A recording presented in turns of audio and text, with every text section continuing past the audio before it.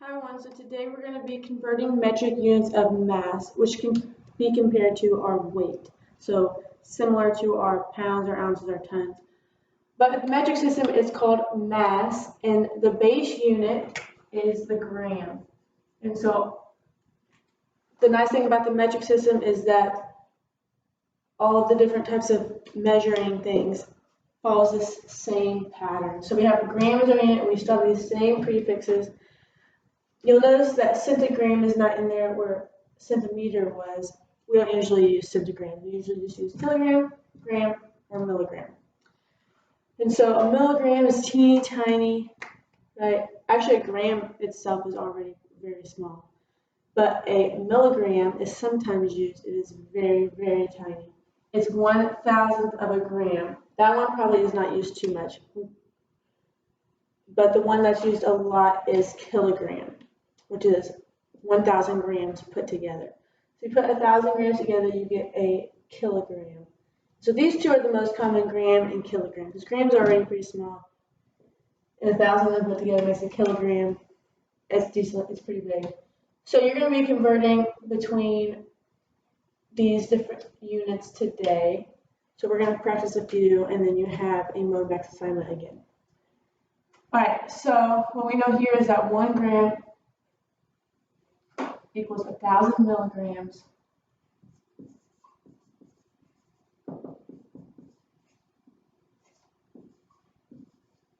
And 1 kilogram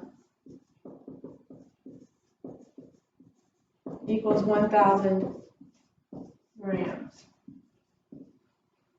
All right, so if we practice a few of these, say I give you 5 grams, and I want to know how many milligrams that is.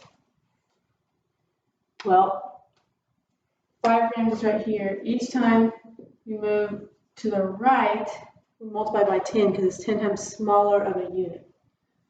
So that would make it 50 decigrams, 500 centigrams, or 5,000 milligrams. Would be 5 grams. Then if I gave you 26,000 grams, and I asked you how many kilograms that is.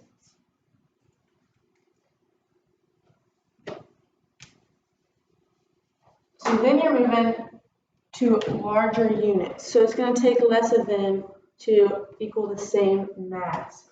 So this is 26,000, and you go this way, you're going to be dividing by 10 each time. So that would make this one 2,600. You just take a 0 off. Divide by 10 again, you get 260. And finally, you divide by 10 one more time, you get 26 kilograms. So that would be 26 kilograms.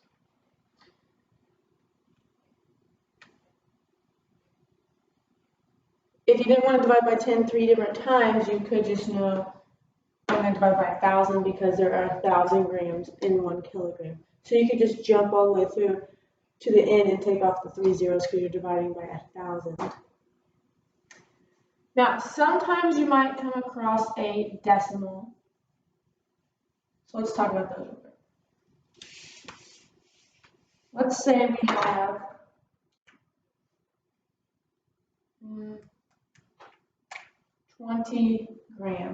22 grams.